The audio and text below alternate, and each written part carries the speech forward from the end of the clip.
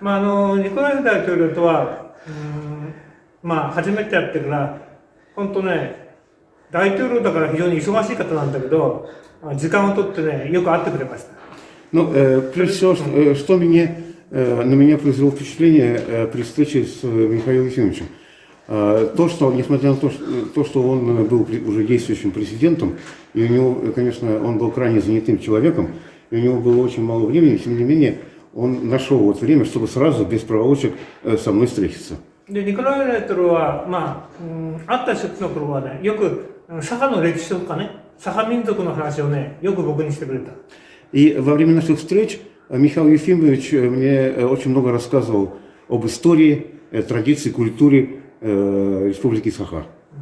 それで、当時初めてサハに来た時は、なんていうのかな、もう今の、まあ、ヤクーツクの町とは全く違う町でね。Но город Якутск во время моего первого посещения, сколько, 30 лет назад, да, он выглядел совершенно по-другому, чем он выглядит сейчас.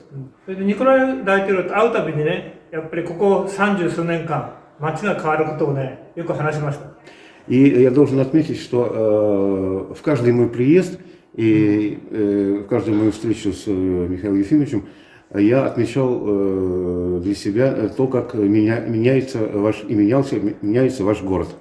で、僕は今75歳なんですけど、Мне сейчас вот уже скоро будет 75 лет. で、一つ思い出はね、エリツェン大統領とね、とニコライフ大統領は非常に仲が良かった。Одно из самых ярких воспоминаний – это встреча с Михаилом Ефимовичем и президентом Ельциным, и то, как они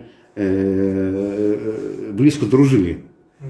で、エリツェン大統領と普通会うことはできないんだけど、ニコライフ大統領はね、会いたいかって言うから、会いたいって言ったら、じゃあ会いに行こうって、クレムリンでエリツェンに会わせてくれた。Но понятно, что с президентом любой страны, а с Борисом Николаевичем вообще невозможно было встретиться. Вот. Но мне это удалось, потому что как-то вот мы сидели с Михаилом Ефимовичем, и он меня вдруг спросил: хочешь с Ельциным встретиться? Я говорю: конечно, а как это сделать? Да очень просто, сейчас вот я позвоню, и мы туда подъедем. И меня поразила та легкость, с которой он организовал такую встречу. 話すとたくさんあるんだけど、今回ニコライフ大統領亡くなってね、本当悲しいですよね。Ну, я мог бы говорить до бесконечности о Михаиле Ефимовиче, и много слов мог бы сказать, но сейчас, ну, я не буду ваше время отнимать, я скажу просто, что насколько мне грустно и печально, что вот он ушел из жизни. で、彼は最後に本当のね、サハ共和国の愛国者です。 И он, конечно же, прожил свою жизнь как настоящий патриот Якутии.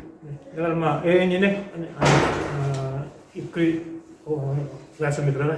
Вечная и светлая ему память.